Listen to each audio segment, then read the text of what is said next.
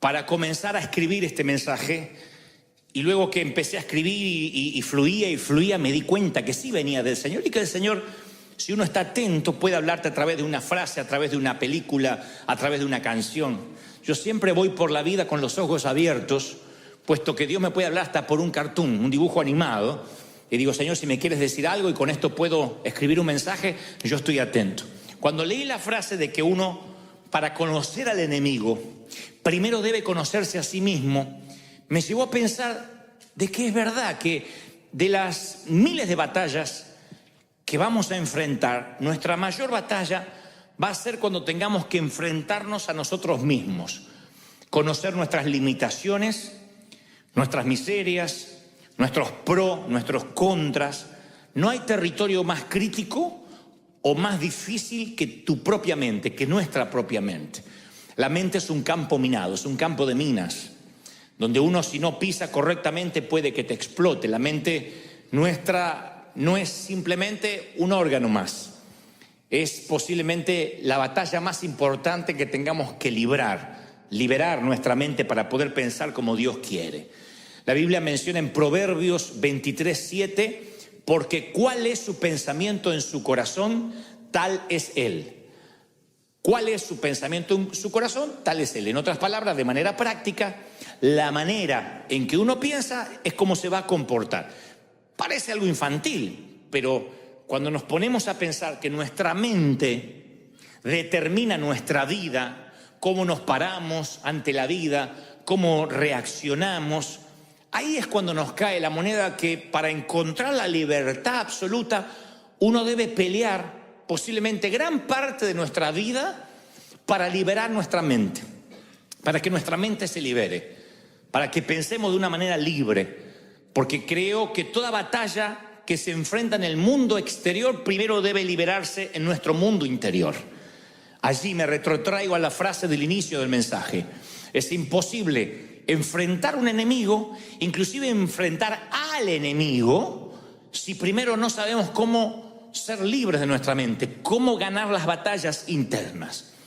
En su momento el Señor menciona el libro de Isaías en la sinagoga, y en Lucas capítulo 4:18, mencionando a Isaías, dice: el Espíritu del Dios está sobre mí, porque me ha ungido el Señor para traer buenas nuevas a los afligidos. Lucas 4:18. Me ha salvado, me ha enviado para vendar a los quebrantados de corazón. Y esto es una de las cosas que más nos importan esta tarde. Y para proclamar libertad a los cautivos y liberación a los prisioneros. Siempre pensé que liberar la mente puede ser más complejo que hacer que alguien que esté confinado en una silla de ruedas comience a caminar. Claro que esos mensajes, esos milagros, esos de las sillas de ruedas o del que tira las muletas, el que tiene una muela emplomada con oro, suele ser más llamativo. Entonces hasta hay un tiempo de testimonio. ¿Qué hizo Dios con su vida? Y yo tenía cáncer y ahora no, desapareció. Ese es el poder de Dios también. Yo no podía caminar, haga lo que no podía hacer. Bueno, corra para allá, venga para acá, salte, qué sé yo. Son milagros que uno los puede ver de manera gráfica. Pero la libertad de la cautividad mental, cuando una mente se libera, es muy difícil que alguien diga: yo vine a este servicio con la mente cerrada. ¿Y qué pasó? Dios me la abrió. Es difícil. Y para mí es uno de los peores desafíos. Digo peores en términos de que hay otras cosas que son más sencillas. Orar por un enfermo, vamos a orar que Dios haga la obra. He visto cientos de milagros. Pero la mente, cuando está cautiva, a pesar de que es una promesa de Dios, libertad a los cautivos, vaya que es una tarea que demanda oración, que demanda fe, porque una mente cerrada no te deja ver en fe, no te deja ver el futuro. En cambio, si la mente es libre, si tu mente es libre, las posibilidades que tienes en el futuro no tienen límite. Una mente libre te permite ver oportunidades que permanecen cerradas para quienes tienen un pensamiento limitado. Quien tiene el pensamiento limitado no ve nada. No, todo va a salir mal, las cosas van a ir de mal en peor. Pero el que tiene la mente libre dice: yo le creo cualquier cosa a Dios, porque en donde está el Espíritu de Dios, ¿qué hay? Libertad. Entonces una mente libre te abre el futuro. Solo una mente libre que no hay cautividad le puede creer a Dios como un niño. Dice, yo le creo todo a Dios, pero para tener esa fe de niño uno tiene que tener una mente libre de toda cautividad. Por eso insisto, si uno no conoce bien su propia mente, podría caer en el error de ser un prisionero de su pensamiento limitado, transformarse en preso y carcelero a la vez. Encerrar la mente en una celda de modo que no puede ensancharla, que no puede abrirla, que no se abre a lo nuevo que Dios quiere hacer. ¿Y qué es esto de abrir la mente? No es una cosa humanista o algo que a mí se me ocurrió. La palabra dice, relata en San Lucas 24:13, que iban unos caballeros camino a Emaús, a una ciudad, luego de la resurrección de Jesucristo. Cristo ya había muerto en la cruz, había estado 3 días en la tumba, resucita, y estos no saben que Jesús en un momento resucitado se les une en el camino. Y lo que pasa es muy llamativo. Dice San Lucas 24:13. Y aquí 2 de ellos iban caminando el mismo día a una aldea, a una ciudad llamada Emaús. Y sucedió que mientras hablaban y discutían entre sí, Jesús mismo se acercó y se puso a caminar entre ellos. Pero los ojos de ellos estaban velados para que no le conociesen. O sea, era Cristo resucitado, se les unió en el camino y no le conocieron. Entonces comenzaron a hablar con Jesús desde Moisés, siguiendo por todos los profetas. Entre paréntesis, esto me da la pauta de que no eran neófitos, eran conocedores de la Biblia o de las Escrituras. Y entonces el Señor se les puso a explicar todas las Escrituras que hablaban referente a Él. Lo que había dicho Moisés, lo que había dicho Abraham, lo que había dicho Isaías. Entonces, dice el versículo 31, le fueron abiertos los ojos, y le reconocieron. Y ahí él desapareció, se fue. Le fueron abiertos los ojos y le reconocieron. Y se dijeron en uno al otro, claro, por eso ardía nuestro corazón dentro de nosotros. O sea, por eso nos palpitaba el corazón fuerte y teníamos como taquicardia. Cuando Él nos abría las Escrituras. Me fascina el término que utilizan, aún en el original. No dice cuando nos leía, cuando discutíamos, cuando debatíamos, sino que usan el mismo verbo que utiliza para abrir los ojos, cuando nos abría las Escrituras. Así que hay 2 cosas que se están abriendo ahora, los ojos y las Escrituras. ¿Me siguen, sí o no? Primero se le abrieron los ojos, vieron que era Cristo. Después se le abrieron las Escrituras. Dice, con razón, nos abría las Escrituras. O sea que dan la pauta de que las Escrituras, lo que habían escrito los profetas, eran todas letras muertas. No estaban vivificadas. Pero ahora se les abrieron las Escrituras. Es como cuando tú lees un versículo que no tenía sentido, pero de pronto en cierta crisis de tu vida ese versículo cobra un sentido que dices, no lo había visto, no lo había pensado. Se te abren las Escrituras. Y finalmente, dice el versículo 45, les abrió la mente para que comprendiesen las Escrituras. Tal cual. Les abrió. Ojos, Escrituras y mente. Entonces me da la pauta de que uno puede abrir los ojos el día que acepta a Cristo en el corazón. Abrí los ojos, estaba perdido en el pecado y Cristo me hizo nueva criatura. Luego se nos abren las Escrituras porque hacemos el bienvenido a bordo en el caso de esta iglesia, la orientación, vamos al seminario, estudiamos la palabra y las Escrituras se nos abren. Pero luego hay una tercera apertura que es la mente para comprender las Escrituras. O sea, yo puedo tener mucha Biblia, puedo ir al seminario, hay gente que se sabe hasta el color de pelo que tenía Abraham y saben cuánto calzaba, cuál era la talla de calzado de Pablo, pero no, o la graduación de los anteojos de Saulo, pero no saben que esas Escrituras todavía pueden abrirse ante él si Dios le da una apertura espiritual. Entonces, cuando yo leía esto digo, sí, es cierto, podemos ser cristianos y ser cautivos de la mente, porque cualquier parte de tu cuerpo que no usas se empieza a atrofiar. Los músculos inmediatamente se atrofian, lo que no usas se atrofia. Inclusive los que hacen gym y los que hacen actividad física, si tienen un personal trainer, un entrenador, te va a decir, vamos a cambiar las rutinas. Porque si haces siempre la misma rutina, levantas siempre las mismas pesas, siempre caminas las mismas distancias, tarde o temprano los músculos se amoldan al estrés al cual quieres someter tu cuerpo. Y tus músculos dejan de crecer. El cuerpo se amolda todo. El cuerpo es muy noble. Dios lo creó con una nobleza absoluta, adaptado a todo. Entras a un lugar y dices, qué frío, y después te adaptas. Yo he ido a zonas muy frías donde hace un frío espantoso y la gente sale en camiseta. Y yo digo, no te estás congelando, y yo ya no sé qué ponerme arriba, quiero salir con la manta. Y me dicen, no, acá estamos acostumbrados, el cuerpo se acostumbra a los climas, o lo que se acostumbran al calor. He estado en países o ciudades que las lagartijas se escupen las manos antes de cruzar el asfalto. Y yo digo, no tienen calor, yo ya no sé qué sacarme, me quiero arrancar la piel. Y ellos no. Con un ventiladorcito así tan hecho. Porque el cuerpo es noble, nos adaptamos a todo. Y dentro de esa adaptación está la atrofia, que es una suerte de adaptación. Nos atrofiamos a cualquier actividad. O sea, el cuerpo se acostumbra. Y el cerebro es un órgano que cuando no se usa, también se atrofia. O sea, la conexión entre las neuronas deja de seguir creándose. Porque lo único que nos sigue creciendo en el cuerpo, además de las orejas, vieron que las orejas se van creciendo, no sé por qué. Mi papá tenía unas orejas chiquititas, hace poco lo vi, tenía las orejas como un cocker, hasta acá le llegan. Pero además de las orejas, lo que sigue creciendo es el cerebro, las conexiones neuronales. La neurogénesis se llama. O sea que hay un cableado que se sigue abasteciendo a sí mismo y creciendo. Es el único órgano que se sigue ensanchando. La neurogénesis continúa en la vida del cerebro adulto.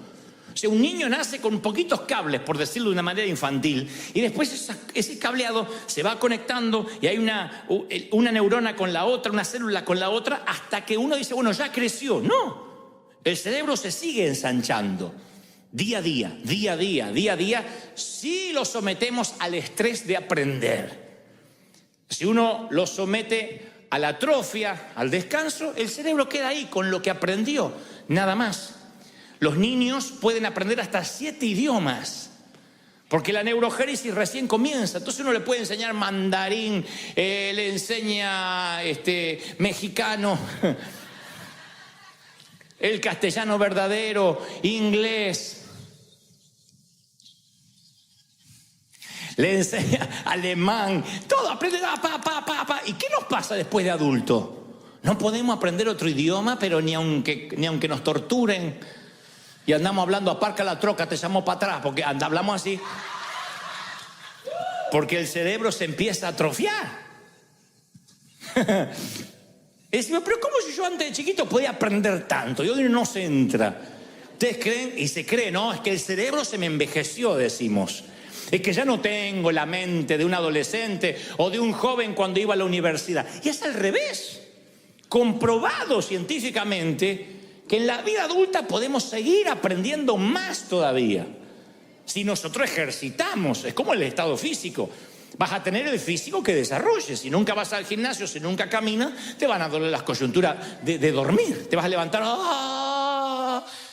¿Qué te pasó? ¿Corriste una maratón? No, dormí torcido. Solo de dormir. No, porque el cuerpo se va atrofiando. Entonces, antes de conectar todo lo que quiero decir, en nuestra mente intentamos recordar nuestra vida, pero la mayor parte de nuestra vida, y esto lo dije en alguna otra ocasión, ha sido olvidada. No hay un cerebro que pueda almacenar toda tu vida.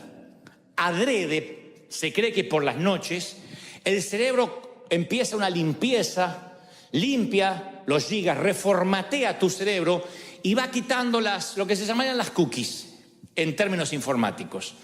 O sea, toda la información que queda almacenada allí en el subconsciente. El cerebro tiene que autolimpiarse, y esto es parte de la creación de Dios para dar lugar al futuro, para dar lugar al mañana. Si no, hay un momento que tenemos 30 años y ya con 30 años vividos tenemos el cerebro ocupado, no podemos vivir más. Entonces el cerebro lo que hace es limpiar los recuerdos, y la mayoría de las experiencias, los momentos, los detalles desaparecen ocultos tras algunos pequeños momentos seleccionados al que denominamos nuestro pasado. Pero son seleccionados. Nadie recuerda toda su infancia, nadie recuerda toda su juventud, aunque algunos estén diciendo, sí, yo la recuerdo. No, recuerdas fragmentos. que estuvieron conectados con lo que sentiste, en cómo te hicieron sentir. Pero no recuerda todos tus días de colegio, todos los nombres de tus maestras, los nombres de todos tus compañeritos. Hay personas que a lo mejor a tus 10 años eran re importantes para ti, hoy no recuerdan ni la cara ni el nombre. Y eso sucede de manera consciente, sucede sin que nos demos cuenta porque olvidamos recordar y la mente se va liberando. Por cada momento que recordamos hay otros 1000 que olvidamos. Por cada momento que nos acordamos hay 1000 que desaparecen. De hecho, hay un sistema que tenemos en el cerebro que borra momentos que son escabrosos, traumáticos, y a algunos literalmente se les va de la mente y se ocultan como si fuese una suerte de alacena, de warehouse del inconsciente. Hemos hecho muchas veces sanidad interior a personas que arrastran una tristeza y no saben por qué. O que se paran ante la vida de manera traumática y dicen, no, pero yo tuve una infancia feliz. Y de pronto esa gente te dice, estuve un domingo en el servicio y de pronto vino una imagen de mi niñez y me acordé de que abusaron de mí. Uno dice, ¿cómo se va a olvidar una cosa así? Hay gente que lo tiene como un recuerdo traumático y no lo puede superar. Hay otros que el cerebro los liberó de esa carga de alguna forma y lo ocultó en el subconsciente. Pero claro, su vida se empieza a definir a partir de ese abuso, aunque él no lo recuerde. Y aquí ha habido mucha gente que ha dicho, en un servicio, mientras adoraba, vino una imagen a mi mente. Me acordé, no solo de un abuso sexual, puede ser un abuso verbal. Me acordé de un momento en que no me sentía amado, amada, que me hicieron a un costado. Y Dios se lo saca a la luz, no para que sufra, sino para extraerlo, para sanarlo. Y a partir de ahí todas las cosas son hechas nuevas. Pero el cerebro es tan sabio y tan noble que a veces borra momentos que son tristes, que ya ni te los acuerdas, que si te los acordaras capaz que no podrías vivir en el presente ni disfrutar el futuro. Porque hay algunos recuerdos que sí quedan para toda nuestra vida y es el laberinto por el cual tienen que viajar nuestras experiencias futuras. Las experiencias del futuro viajan por el laberinto de los recuerdos que sí, valga la redundancia, nos acordamos. De los momentos del pasado que sí los tenemos presentes. Pero los recuerdos, sea que estén en el consciente o en el subconsciente, crean barreras. Todos tenemos barreras por las cuales filtramos nuestras experiencias. Yo decía el domingo pasado que los primeros 6 años de vida de un ser humano marcan la vida adulta que va a tener. La forma de pararse ante la vida, la forma de reaccionar, tu carácter. Después la vida te va enseñando mucho. El entorno te va cambiando, pero la esencia es formada en los primeros 6 años. Y esos recuerdos filtran tu manera de ser. Si te criaste en un hogar donde todo era grito, donde todo era negatividad, algunos tuvimos padres que nunca enfatizaron, no exacerbaron lo positivo, sino siempre lo negativo. No digan amén, pero por sus caras veo que hacen sí, la mayoría. Los padres de antes nos decían, pero qué bien que colgaste la toalla esta vez. Uno iba a buscar la recompensa y decía, ¿viste mami que colgué la toalla? Y más vale, era hora que lo hiciera, decía la vieja. No espere que te felicite cuando hagas las cosas bien. Pero cuando hacías las cosas mal, ¡pac!, te daban. Entonces uno siempre estaba esperando la negatividad. No hagas esto, no tires la toalla, no dejes el calzón como un florero. Y de grandes buscamos pastores e iglesias que se identifiquen con esas experiencias. Hay gente que le gusta que le peguen desde el púlpito, le encanta. No, le encanta. Y el pastor dice, que vienen acá con esa cara de miserable, hipócrita. Y la gente, aleluya, más. No sé. Son felices.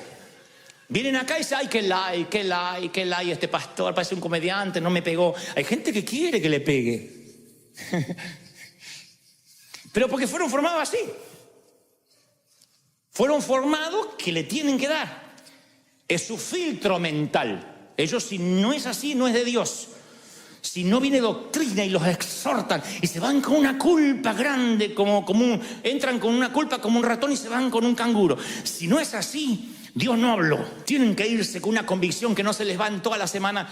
Pero bueno, hay gente que ya está preparada mentalmente así. Necesita a través de la culpa edificar su temperamento. Otros son libres. Y dicen, no, yo tengo convicción de pecado, pero inmediatamente me cubro con la sangre de Cristo, soy libre, me voy feliz, puedo venir con culpa, me la saco en los primeros 5 minutos a los pies de la cruz. Pues esas son las barreras. Entonces, cuando uno conoce su mente, empieza a escoger sus recuerdos. Porque lo que recuerdas es el modo que moldeas tu mente y después tu vida. Los recuerdos son el diseño de tu mente. Tuve que cambiar, yo tuve que seleccionar mis recuerdos. Para poder honrar a mis papás y a mi mamá, yo no pude recordar todo. Tuve que seleccionar mis recuerdos y eso provocó honra. Porque si yo recordara todo, no me dan ganas de honrarlos. Perdonen si sueno mal hijo, pero es así. Si yo me acuerdo todo, o lo que es peor, selecciono las partes más feas. No solo no los honro, sino que los empiezo a detestar, a odiar.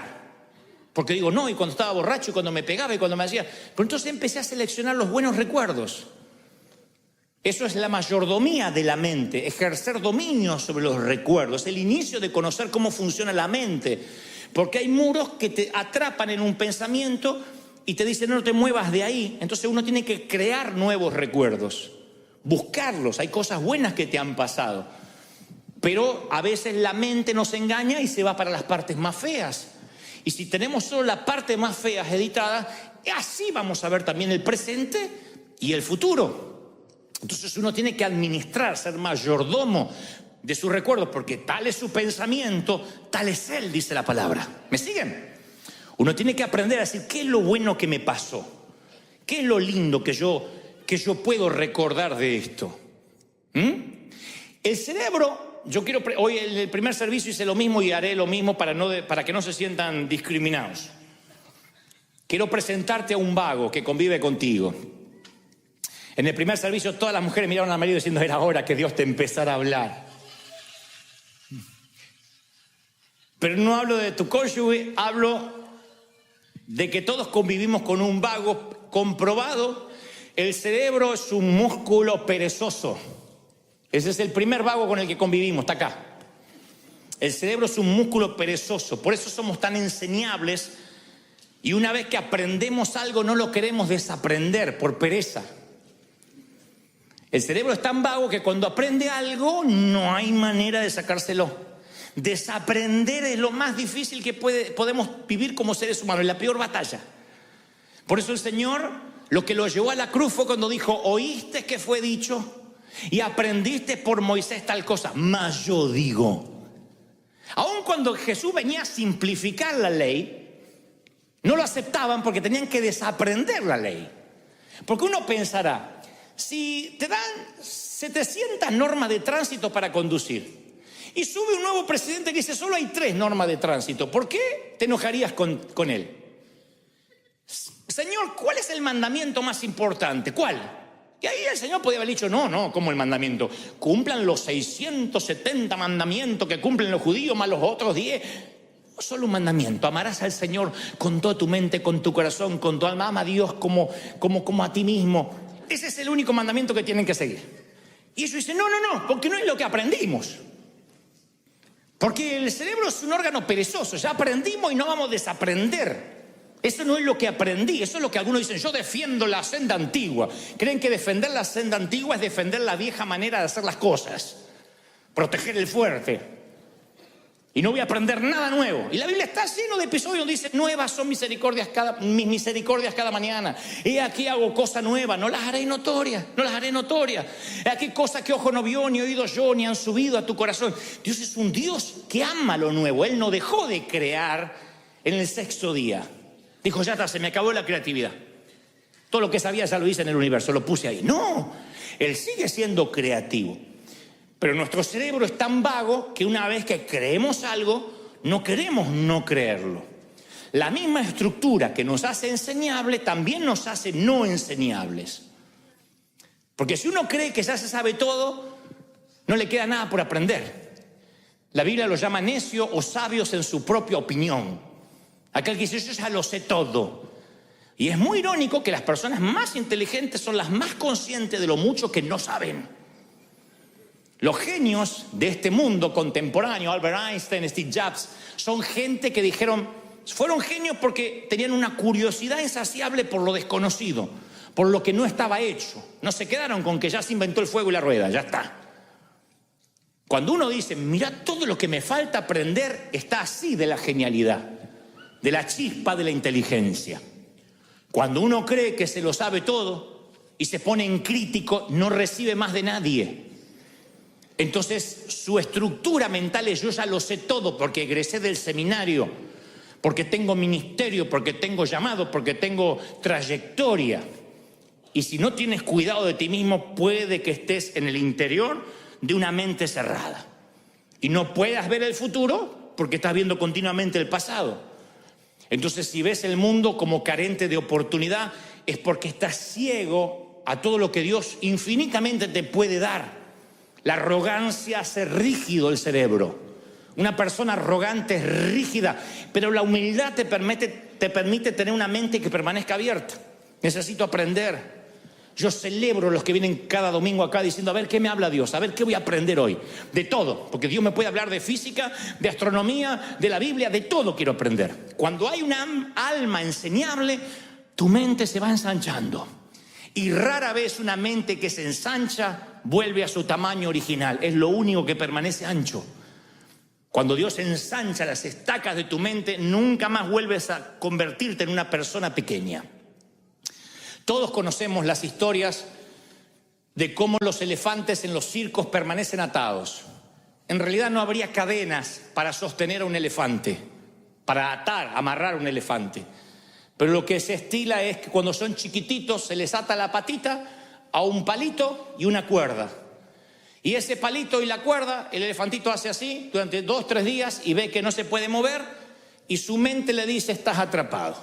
Luego el elefante gana libras, gana volumen y tamaño, y no solo podría hacer así, cortar el palito, sino llevarse la carpa entera. Pero sus recuerdos le mienten. Sus recuerdos le dicen: estás atrapado, ya probaste hace muchos años y no te vas a poder mover. Sus recuerdos le dicen que su pasado también es su futuro, que lo que él experimentó lo va a volver a experimentar. Y el Señor me dice que aquí hay mucho espíritu de elefante. Ay, no puedo, ya probé. Y está así, y lo ves así como un mamut y decís: pero ¿de verdad no cortás la soguita? Y están atados a una soguita del pasado, porque el recuerdo le miente. El recuerdo le dice: tu pasado es tu futuro. Siempre tuviste un carácter putrefacto, ¿por qué crees que vas a cambiar? Siempre fuiste pobre. La miserabilidad, yo digo siempre, la pobreza sí es un estado real, pero siempre proviene de un estado espiritual. La pobreza empieza acá, porque hay gente que a lo mejor gana $1.500 por mes, no le alcanza para nada. Dios los bendice con 2.000 y los gastos se le van a 3.000. Entonces Dios le bendice con 5.000 y gasta 6.000. Le viene 10.000 y gasta 11.500. Porque su mente ya está preparada para saber que él trabaja para pagar, no trabaja para ganar. Y eso lo heredamos. La mayoría de nosotros nacimos, como digo siempre, en países donde no teníamos nada, donde no había postre, donde había que comer lo que había, si es que se comía. El menor de 4 hermanos soy. Los que somos menores, los Benjamín, heredamos todo. Hasta los calzones, heredamos todo. Yo heredé calzones agujereados y surcidos de vuelta. Yo heredé calzones. Ahora imagínense, cuando yo nací, mi hermano mayor tenía 30 años. Y pasó ese calzón y iba haciendo escala. Se sacaba el calzón y se lo pasaba al de 20 y pico, y el de 20 y pico al de 12, y el de 2, cuando llegaba a mí ese calzón, había vivido, muchacho.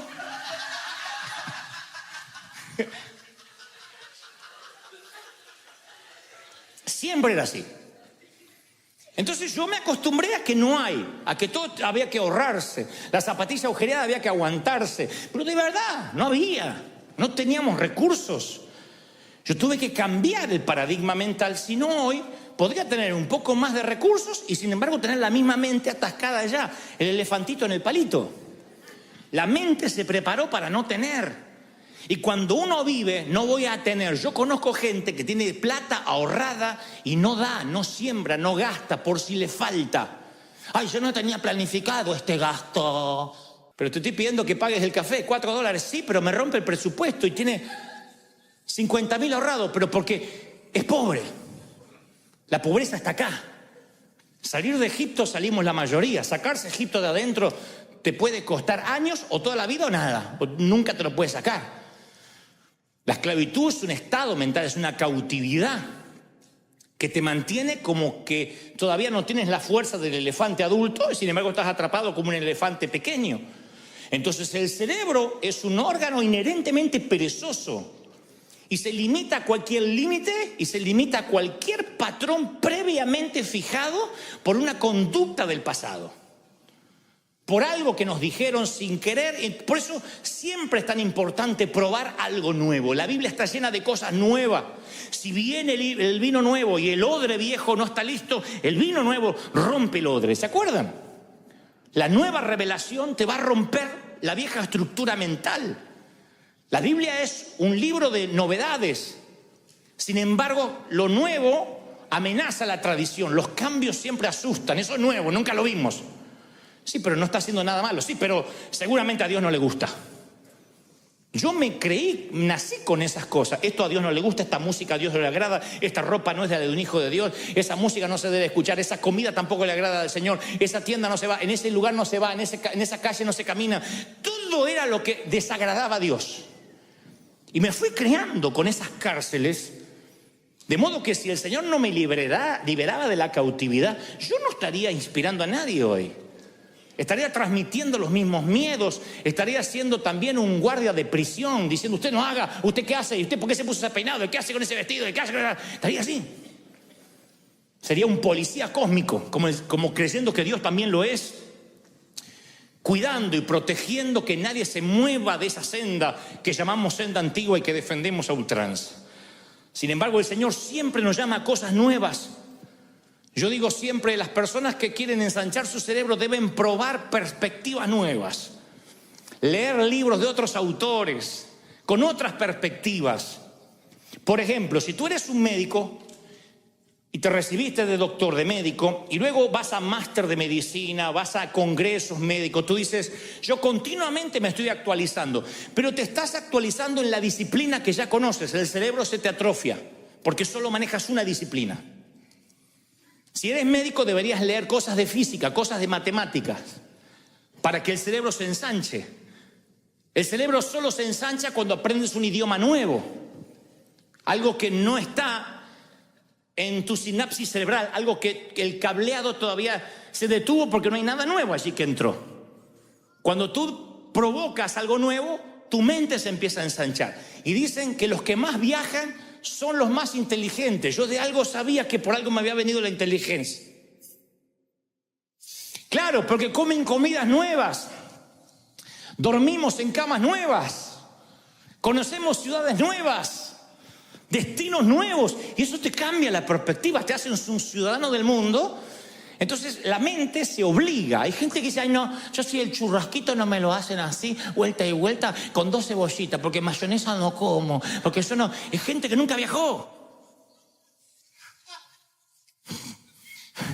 Yo he viajado a países que te dicen, coman esto, y después te enteras que es lechuza muerta con 2 víboras adentro después. Pero hasta el paladar se atrofia.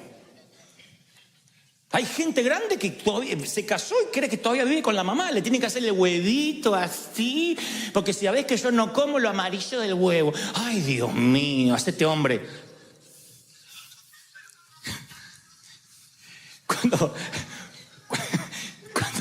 Cuando uno crece, su cerebro se ensancha, prueba cosas nuevas, escucha melodías nuevas.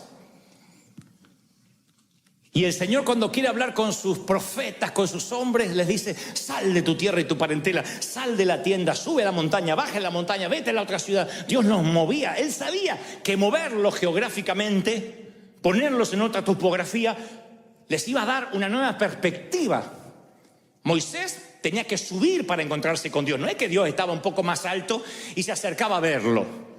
Dios podía hablarle como tantas veces habló en el valle, pero el caminar, el salir, el moverte, el probar cosas nuevas hace que tu cerebro se ensanche. Y cuando una idea, cuando algo creativo ensancha una mente, no vuelve nunca más al tamaño original. Porque Dios nos dio la capacidad de aprender hasta que muramos. Tengas 80 años, no tienes excusa para decir, yo ya tengo 80, ¿qué voy a aprender? Mucho. No aprenderás a manejar el celular, pero podrás aprender otro idioma, qué sé yo. Aprender es una cuestión de mayordomía, porque en un momento dejamos de ampliar la mente y comenzamos a vivir de recuerdo, dejamos de crear el futuro y comenzamos a repetir el pasado. Entonces uno tiene que aprender, leer todo el tiempo, ser autodidacta. ¿De qué sirve egresar de la universidad, colgar el diploma y no agarrar un libro más en la vida? Te va a ganar la tortuga que viene leyendo todos los días. El que estudia en la universidad a veces es como la liebre. Corrección, ya está, no estudio más. Y la tortuga va leyendo. ¿Cuál es la fábula de la tortuga de Esopo y la liebre? Que salieron a correr y la liebre se fue a dormir la siesta. La liebre se fue de juerga porque dijo, yo le voy a ganar a la tortuga. La tortuga nunca paró y siguió y cruzó la línea de meta y el conejo durmiendo, la liebre durmiendo. No el conejo, la liebre. Entonces creo que hay gente que tiene ese espíritu de aprender, de ser autodidacta. Dice, yo voy a aprender hasta que me toque morir. Yo estaba leyendo que según el laboratorio de neuroimagen de la Universidad del Sur de California, el ser humano tiene un promedio de 48.6 pensamientos por minuto. O sea, casi 49 pensamientos por minuto. Para que no andes sacando cuenta, estos son 70.000 pensamientos por día. 70.000. De los cuales los 70.000 pensamientos, el 92% son pensamientos negativos. Más del 30% son pensamientos de sexo. Pero eso no es el caso. Otro día les hablo de eso. La Biblia dice que hay que llevar cautivo todo pensamiento a la obediencia de Cristo. Yo digo, si tengo 70.000 pensamientos por día, ¿cómo los llevo cautivos a pensar como Cristo? Hay demasiados pensamientos para llevar cautivos. Entonces la única forma de llevar cautivo tantos pensamientos que nos inunda, que de alguna forma pensemos como Cristo, es lo que trato de decir, es armar una cosmovisión. ¿Qué es una cosmovisión? El término se acuñó en 1850, esa frase o esa palabra, la inventó un ingeniero alemán. Decía, la cosmovisión es la manera que ves el universo y el mundo y a partir de ahí, la forma en que vives tu vida. La cosmovisión es el filtro del pensamiento. Tu mentalidad diseña tu mundo exterior. En el sentido práctico es la manera que ves la vida. Tú ves la vida de una manera, yo la veo de otra y el que está a tu lado la ve de otra. Es la misma vida, pero la vemos diferente. Conforme a cómo nos criaron, conforme a lo que abrimos la mente, la cerramos. Hay diferentes formas de ver la vida. Hay algunos que ven una oportunidad y otros ven un monstruo. Hay algunos que ven una ola para surfear y otros creen que es una ola que los va a ahogar. Y es la misma ola. La forma que vemos la vida es la cosmovisión, el filtro donde pasan esos 70.000 pensamientos diarios. ¿Hace sentido lo que trato de decir? ¿Hasta ahí me siguen? Bueno, si crees que el mundo está lleno de posibilidades y te levantas a la mañana y dices, el mundo hoy va a estar lleno de oportunidades, hoy algo va a cambiar, hoy puede ser un gran día, dijo Joan Manuel Serrat. Entonces te levantas y dices, hoy puede ser un gran día, y te levantas, vas a encontrar un gran día. Es bíblico, no lo inventó Serrat. Si tú dices, hoy me voy a encontrar con gente, seguramente hoy voy a encontrar con esa cara, ay, esa cara de culto, de esa que me mira, y aquel con cara de limón, y dice, es lo que vas a encontrar. Uno encuentra lo que está buscando. Siempre. Si tú vienes a River a ver los que tienen mala cara, así los encuentras, así. Pero si vienes a ver los que tienen una sonrisa, así los encuentras. Entonces tiene que ver con qué perspectiva.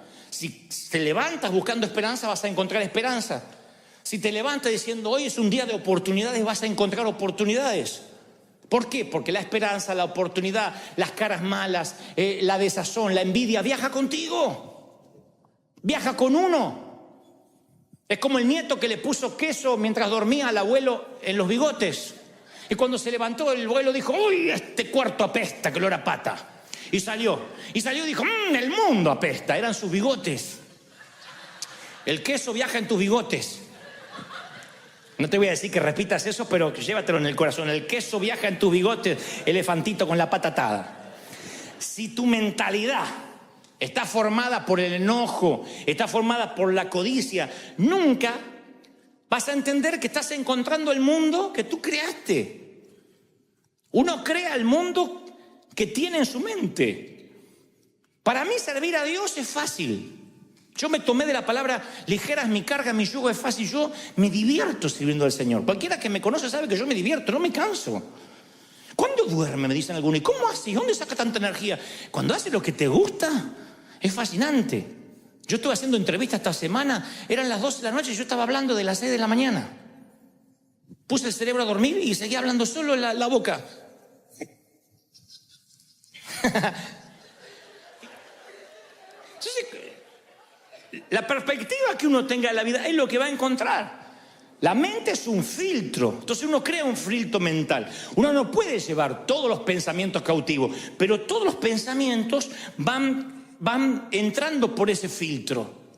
Y ese filtro de alguna forma es como que los recibe a los pensamientos, algunos los eyecta y otros los distorsiona para que piensen conforme a tu filtro.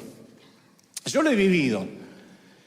He ido a lugares donde a mí le caigo gordo, a la gente no le gusto, se me sientan ahí a criticarme. Puede respaldarme el Espíritu Santo de una forma asombrosa, se levanta un muerto y entra por su filtro lo que ve, lo distorsiona y dice, por Belcebú lo hizo. Acomoda lo que vio a su filtro.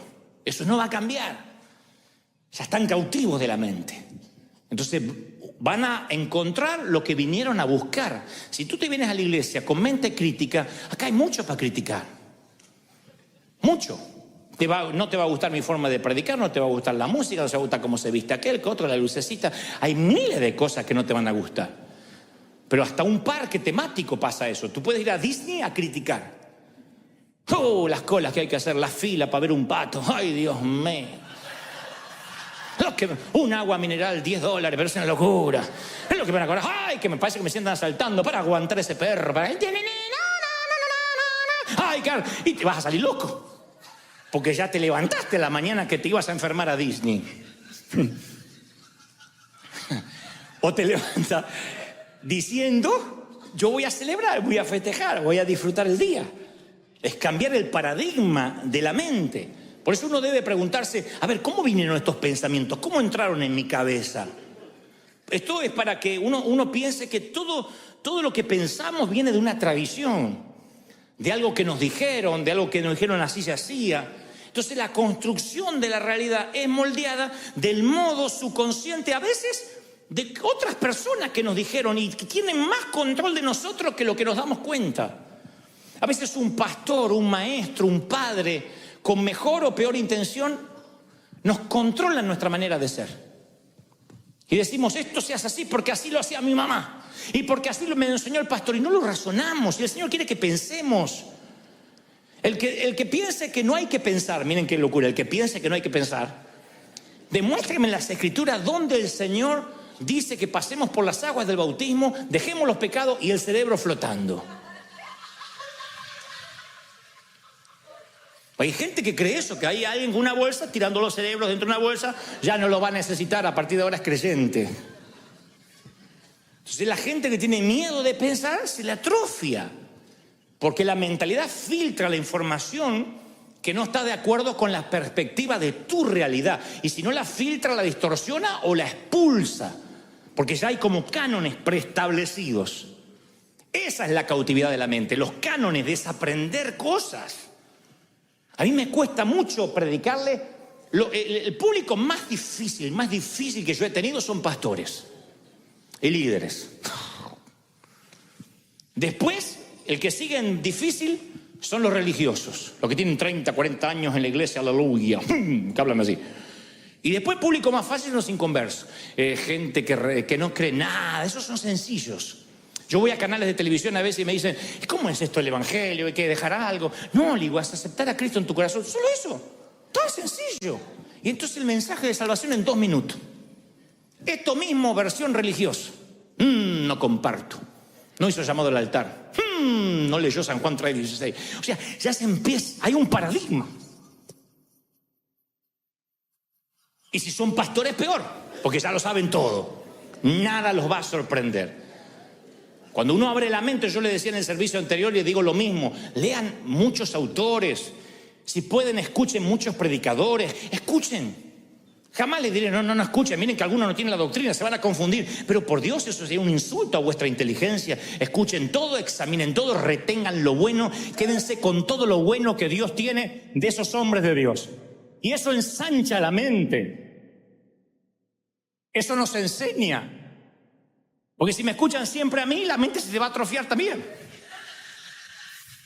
Porque siempre es la misma voz, siempre es el mismo pastor. Tienes un padre, pero escuchen a los tíos.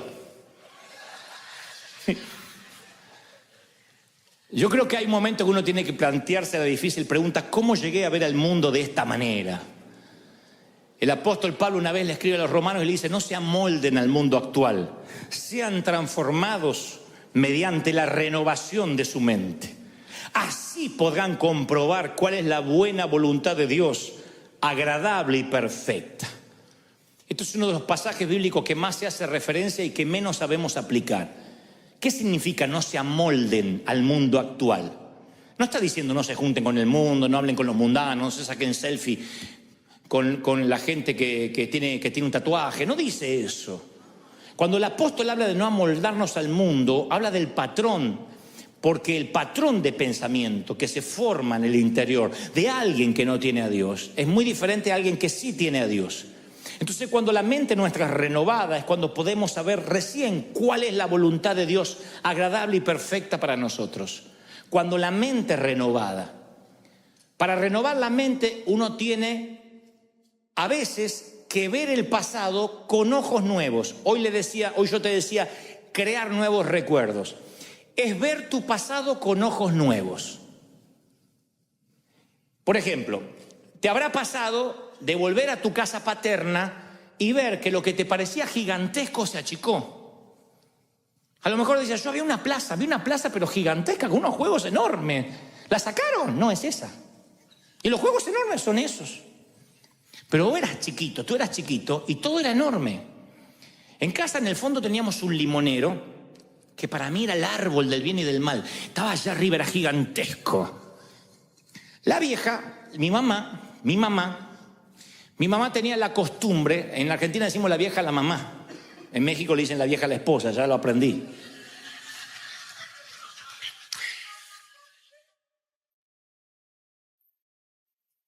Entonces mi mamá tenía la costumbre de pegar en frío, es un don.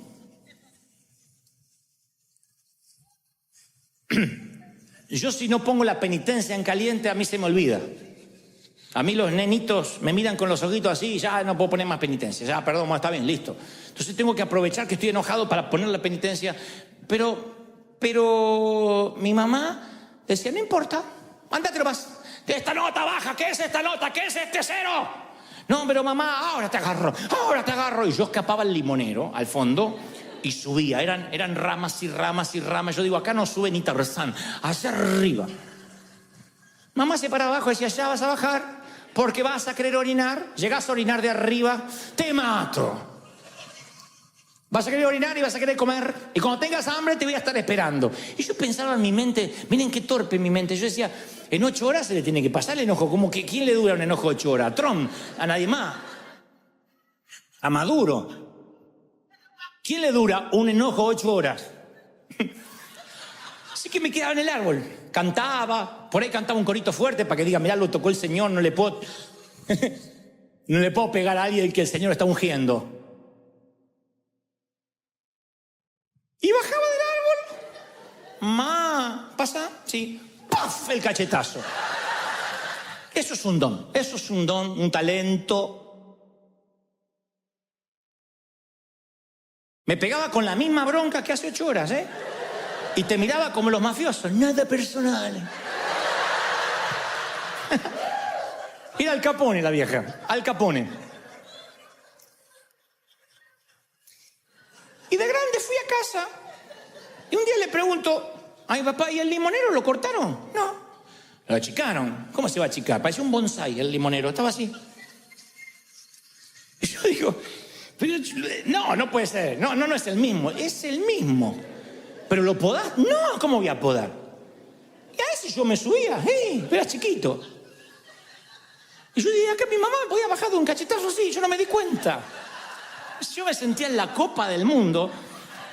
Entonces miré mi pasado con ojos nuevos. Hay recuerdos que se van agigantando por tener los ojos viejos. Y esos recuerdos nos van marcando, los monstruos son más grandes, los árboles son más gigantescos, la plaza era más gigantesca, nuestro hermano era más malo de lo que pensábamos, papá era más borracho de lo que pensamos, porque agrandamos los recuerdos, porque no los vemos, porque no renovamos nuestra mente. Entonces no podemos ver la agradable y perfecta voluntad de Dios para nosotros, como dice Pablo, porque nuestra mente está moldada a la vieja vida, a la forma en esa perspectiva en que nos criamos. Y esto quiero que lo escuchen con mucha atención antes de culminar, porque a lo mejor es la revelación más importante de este mensaje. Siempre pensé en la voluntad de Dios como una perspectiva lineal. Por ejemplo, que la voluntad de Dios era una cuerda floja por la que caminábamos o nos caíamos. Entonces, te casabas con la voluntad de Dios. Dios preparó una persona para ti. Entonces andabas por la cuerda ahí que no te podías, que te casabas con otro y te fregaste, porque no era lo que Dios tenía. Entonces había un montón de gente con miedo a casarse porque, a mí me gusta, pero a ver si no le gusta a Dios. Y Dios dice, tu abuela si te va a acostar vos con ella, no yo, así que elegíla. Y esta perspectiva, lo mismo para el trabajo, para lo que voy a emprender, pastor, ore por mí porque quiero estudiar la carrera que Dios quiere que yo estudie. Y Dios no me muestra qué carrera debo seguir. Ore por mí porque quiero saber qué auto me voy a comprar. Ya tengo platita ahí y quiero que sea el auto que esté en la perfecta voluntad de Dios. A ver si compro uno que no es la perfecta voluntad de Dios. No sé qué yogur comprar. Si descremado o con crema, porque no quiero que no sea la perfecta voluntad de Dios. Gluten free o harina natural, porque no quiero comer algo que no sea la perfecta voluntad de Dios. Y andamos así como que, era una cuerda que andábamos así como los equilibristas, por la cuerda floja, y esta perspectiva limitada del futuro nos hacía hablar de la voluntad perfecta y la voluntad permisiva. Yo hablé de esto el domingo pasado. Entonces, en la vida te iba bien porque estabas en la perfecta voluntad de Dios. Te empezaba a ir mal y porque estás en la permisiva. Como que si te caías de esa cuerda floja, estás viviendo una visión misericordiosa de un plan B divino. Es la misericordia de Dios. Oh, que no sabe que me tocó un marido terrible y es la voluntad permisiva. No era el que te tenías que casar, era aquel. Este gordo es el plan B.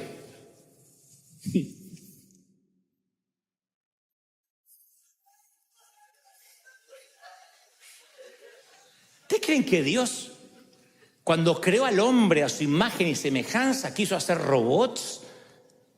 Gente sin poder elegir. El futuro es más complejo que eso, es más hermosamente complejo. Para mí tiene sentido que un Dios infinito nos preparara un universo infinito de futuros.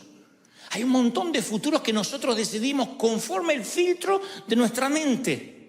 Cuando Pablo dijo, comprueben cuál es la perfecta voluntad de Dios para vuestras vidas, no hablaba de un sendero, una línea, un camino. Y si el futuro no es un camino, si existiera innumerables futuros que Dios tiene para ti y que están esperando ser estrenados, pero nuestra mente moldeada no nos permite caminar por ahí. Yo recuerdo una palabra que fue muy similar a la que Dios le dijo a Josué. Dios le dice a Josué, todo lugar que pise la planta de tu pie. ¿De quién es la iniciativa? ¿De Dios o de Josué? ¿Del pie de Josué o de Dios? Porque Dios le tenía que haber dicho, cuidado, yo te voy a decir dónde poner el pie. No lo va a poner en cualquier lado, porque yo solo te voy a bendecir en mi perfecta voluntad. Dios le dijo, donde pongas tu pie, donde pongas tu mano. La palabra está llena, lo que emprendas, te daré favor para conmigo y para con los hombres. ¿Qué es eso? Favor. Que entras a cualquier lado y cambia la atmósfera. Tiene favor para los negocios, para la pareja, tiene favor para emprender. Dios dice, yo te daré favor donde pise tu pie, donde pongas tu mano te va a ser de bendición. Y recuerdo que el Señor me dijo, donde veas, hasta donde veas te daré. El día que pares de ver, dejarás de crecer. No me lo olvido más. Porque la responsabilidad de ver estaba en mí. No en encerrarme como un cerebro perezoso, si Dios quiere que me vengan a golpear a mi puerta. Me di cuenta que yo podía hacer lo que quería. Yo me crié y todo era pecado. Todo era malo. Entonces me puse a pensar que Pablo conecta tener una mente nueva con crear un futuro nuevo. Él dice, el futuro no es lineal, es dinámico. El futuro no es determinado, es creado. Por eso es fundamental que conozcamos nuestra mente, porque es mediante la transformación de la mente que podemos ver el futuro que Dios tiene. Tu mentalidad es el filtro por la cual vas a ver el futuro. Algunos dicen, no veo nada, no veo nada, no veo nada, porque tienen un filtro. Otros dicen, yo veo un montón de cosas. Entonces muchas veces vamos por la vida como que hay dos opciones. La voluntad perfecta o la voluntad del demonio. ¿Estás con Dios o con el diablo en cuanto a decisiones? No hablo de salvación. En cuanto a decisiones. ¿Lo que Dios escogió para mí o lo que yo escojo para mí? Yo quiero saber qué es lo que Dios quiere para mí. Y nos quedamos estáticos sin hacer nada. Entonces yo creo que el futuro respeta el mismo diseño original del huerto del Edén. Había solo un árbol que no se podía comer, solo uno.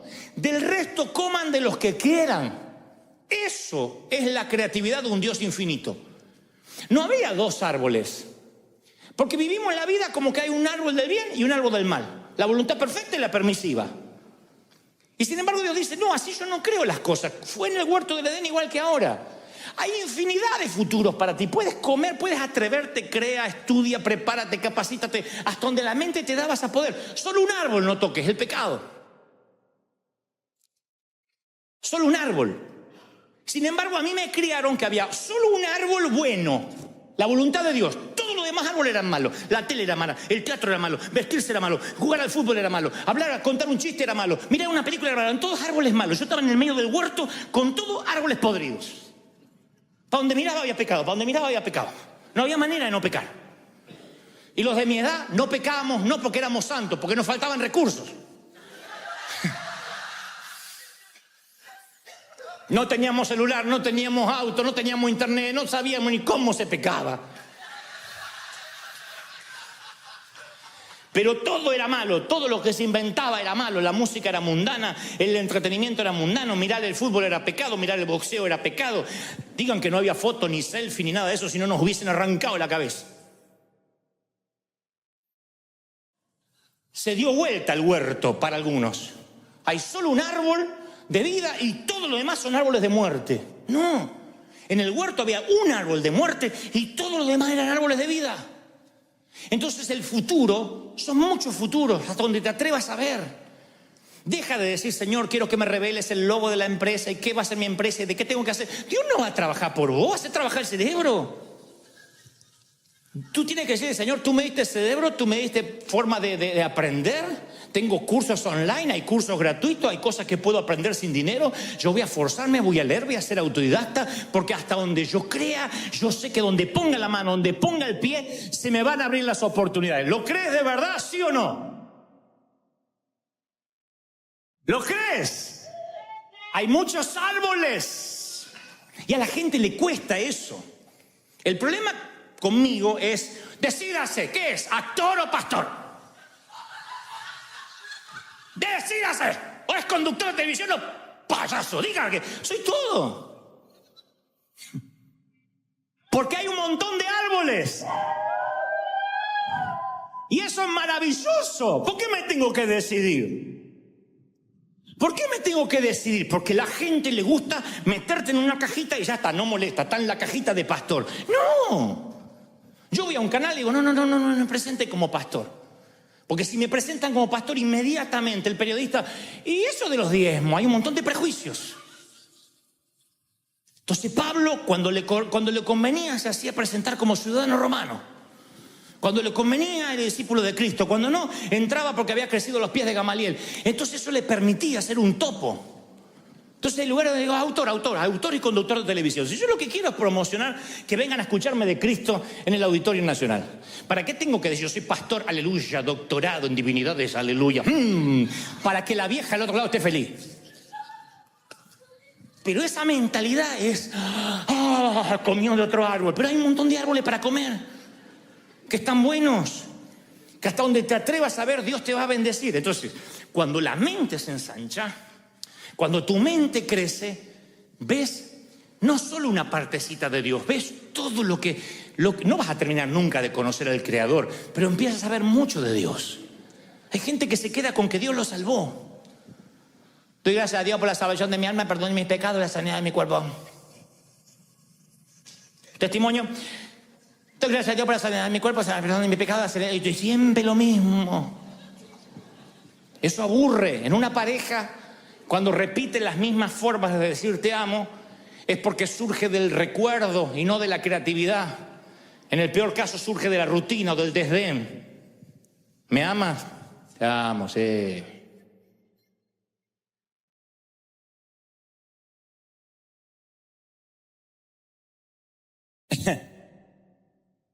Pero cuando tu mente se ensancha, buscas nuevas formas creativas de decirle a Dios que lo amas. Yo siempre digo, el astrónomo observa el cielo y contempla más que yo y que tú. Porque él dice, mira, esa constelación en la que él ve cosas que yo no veo, yo veo estrellas nomás. El astrónomo que estudió las constelaciones las disfruta más. El experto en genética estudia el genoma humano y disfruta más. El oceanógrafo pasa las barreras del coral y disfruta más las especies. El físico disfruta los detalles de cada molécula. El músico disfruta una melodía. A veces dice el músico, ese acorde me encantó y cómo subió. Es increíble cómo subió una sexta y después una novena. Y yo lo único que escuché es chiquipum, chiquipum, chiquipum. Es lo único que yo escuché. Y él escuchó todo porque sabe los instrumentos y disfruta. El que aprende sobre ópera va a la ópera y disfruta. Yo veo una señora gorda sufriendo.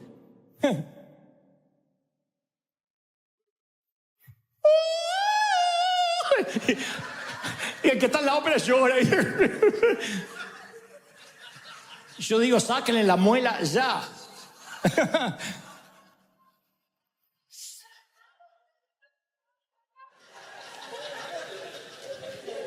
Si ustedes alguna vez cenaron con un sommelier es el que cata el vino. Hace así, dice, me encantan los tonos de madera. En barril tiene más de 20 años de añejo. El borracho dice, sirvan.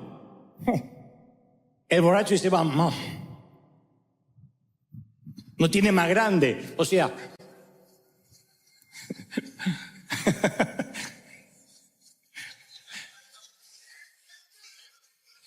el borracho huele el corcho y ya está.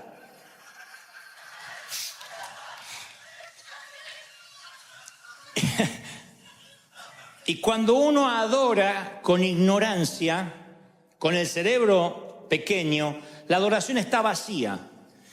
Y Dios no solo quiere que le adoremos, quiere que sepamos por qué le adoramos. Dios es espíritu.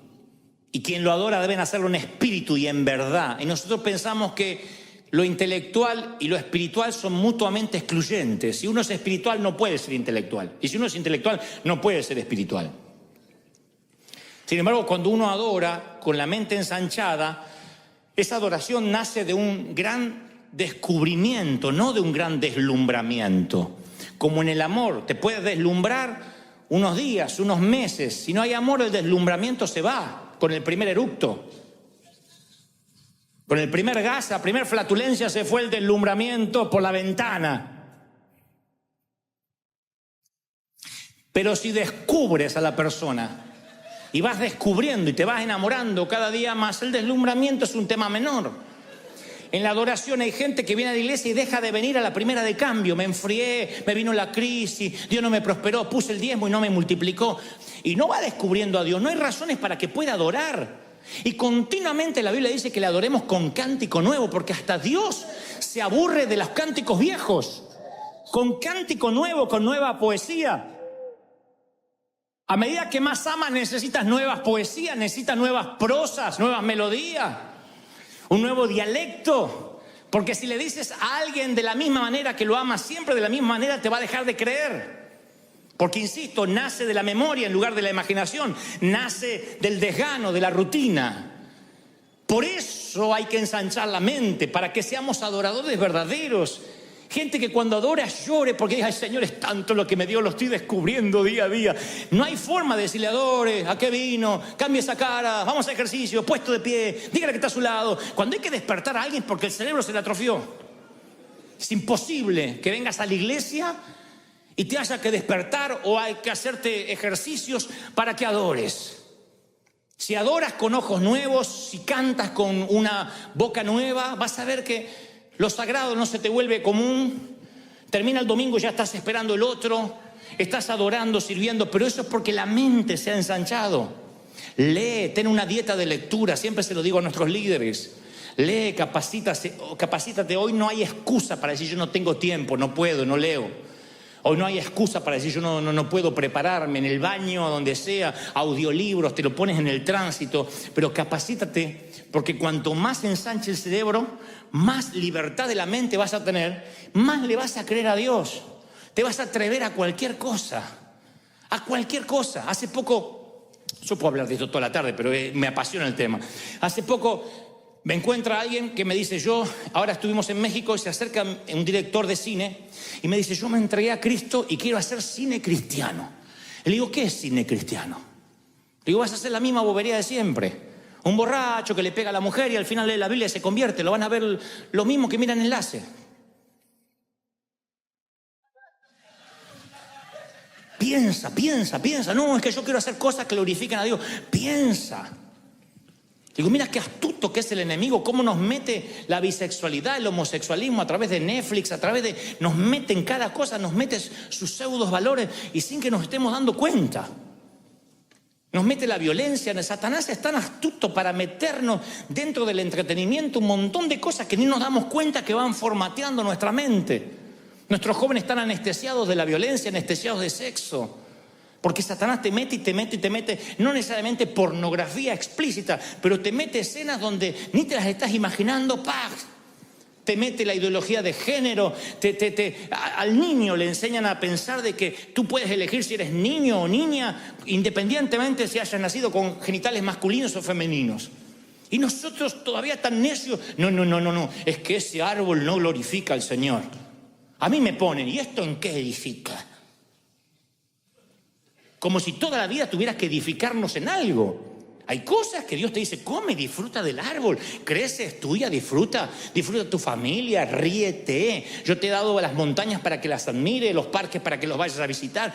Vive feliz y mientras tanto refleja a Cristo en todo lo que hagas y la gente querrá tener lo que tú tienes, una mente abierta. ¿Están conmigo, sí o no?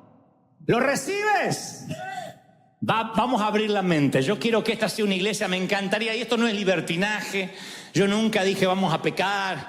Yo dije Dios te bendice aunque haga las cosas mal. No. Pero necesitamos abrir la mente porque si no vamos a perder las universidades, vamos a perder las comunicaciones, vamos a perder la política.